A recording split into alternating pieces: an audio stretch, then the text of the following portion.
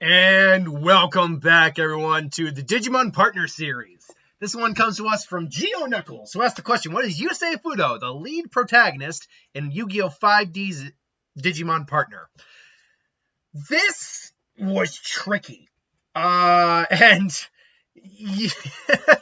it's a bit of a haphazard team, and you'll see why in a little bit. Our team, a haphazard line, and you'll see why in a little bit. But the arguments are still there. You could make it. So sorry, the argument is still there that they could still digivolve into this line this way. But yeah, you say I'm like, okay, I wanted to originally start out with kind of like I keep saying Pokemon. A Digimon who is kind of like a grease monkey, something that would be akin to his living in the I can't remember exactly where they were from, but it was it was basically the not the ghetto, that's not the right projects. It was kind of like that. They were living on the streets. They had to like just learn to build things on their own.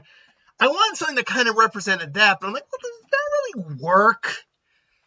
I mean, Yusei's ace card is Stardust Dragon, so could I go Stardust Dragon? But Stardust Dragon, this is ace card, sure, and he's got a couple upgrades, but is that really how I would think of a Digimon partner? That's more for Pokemon, isn't it? Something to represent Stardust. But then I stopped and realized, no, a dragon does work, and something for Stardust does work because it's not just Stardust. He's a signer. He has one of the markings of the Crimson Dragon on him.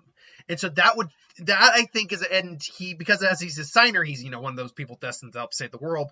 So something in the can of Stardust actually works in my mind.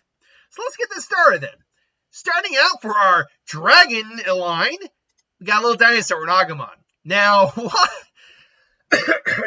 where the line ultimately goes all depends on the main Digimon I choose when thinking of a Digimon to represent the character in mind.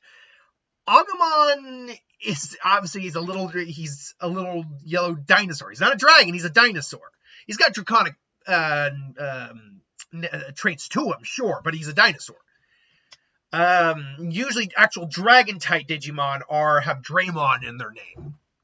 But the Agumon line can in fact go into dragon type, a dragon based Digimon. And so, I mean, this is just where it starts out. And this was kind of the last piece to the puzzle. So for Agumon, I decided to go, I went Quadramon Green for Mario to represent Yoshi. Here, I went Quadramon Blue. Now, why? This is normally a Dracomon evolution line. Well, it's mostly because I needed something to get to the ultimate, and Quadramon seemed like a good way to go. And again, the Agumon line can digivolve into dragon-based Digimon, not just dinosaurs. So I felt there was a little creativity we could go here. Again, though, this is not really where we're going in terms of, or this really doesn't really define Yusei as a whole. This is just where the line keeps going. Hitting into the ultimate now, and I should have gotten a better picture for this particular Digimon. I liked the pose and the art style, but it just wasn't big enough, so it's going to be a little blurry. Wingdramon. Wingdramon is a dragon Digimon that ultimately, actually, if you fuse it but it can be part of the Digivolution line of Examon, which is a Royal Knight Digimon, who, if you ever play Cyber Sleuth, is awesome. I have him on my team in Cyber Sleuth. Not Wingdramon, Examon. And trust me, the Examon takes a lot to. You gotta get 2 different Mega Digimon in there to make Examon, similar to how you get Omnimon. But it did. Now this one, even though this is a blurry image, I know it's a little hard to see. Next time we'll get a better image for Wingdramon. But it is a lot more design-wise in the vein of Stardust. It's not necessarily Stardust in terms of its power or anything like that, and it's not the Digimon I chose to be the real representation. So then, by kind of going back, we go to War Greymon. Now, this is actually, War Greymon was actually important here for a very specific reason. This is one of those few times that this is not the end of the Digivolution line. And War Greymon's very important for that. Now, could I have just gone Agumon, Greymon, Metal Greymon, War Greymon. Absolutely, but where the hell is the fun in that? I did want to try to make it a little different, and Wingdramon, again, design-wise, certainly has elements of Stardust in there. There's also the newest, like, little dinosaur Digimon from Ghosts, whatever it was. Like the little white Triceratops-ish looking lizard guy, who's got... I couldn't find his Digivolution, his ultimate one. I know that one also looks very much like Stardust. Just couldn't find it. And honestly, that was kind of the route I wanted to go. But if I might change Wingdramon up for that one. Either way, though, going back to Greymon, I think works overall. War Greymon, again, strong fighter. He does have enhancements to him, which is something someone say. I think it's Satellite. Isn't that where they're from? Satellite might do, because, Yusei built his own dual rider on his own. But that's not where the Digivolution line ends, because now, when you, say, factor him into a couple of the other signers, and one of them has, say, Metal Garurumon, well, now you have Omnimon.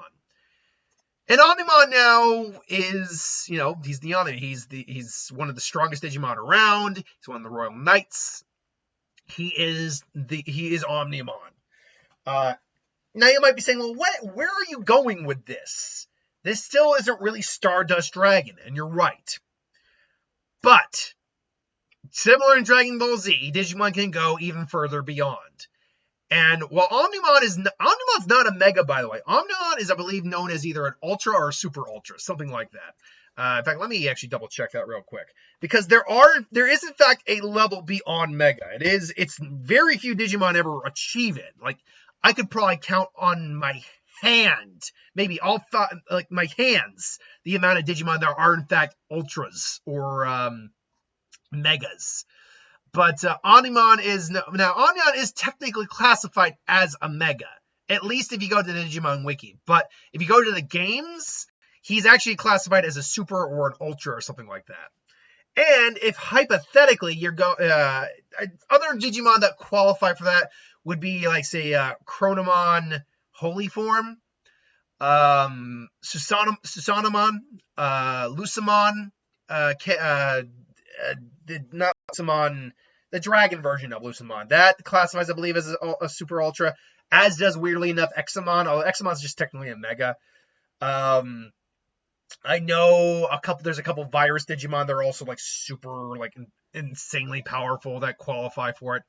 But no, the reason that we go beyond for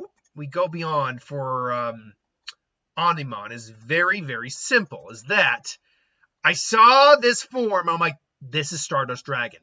This is Stardust Dragon at his max power, where he saves the day and everyone is happy. Omnimon Merciful Mode. If you don't look at that form and see Stardust Dragon in that form, yeah, it's just a pure white with a little bit of silver and blue Omnimon with angelic wings. But that is probably as close as you're getting to at least visual representation of Stardust Dragon, due to the fact that Stardust Dragon actually has it looks very armored in its own design as well.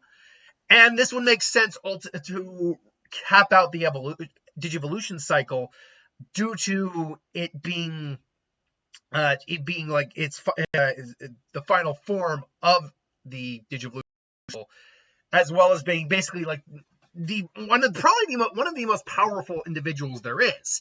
Add on the fact that if you're basically looking at this from, say, the anime point of view, the other signers giving Yusei their power to help stop the ultimate threat.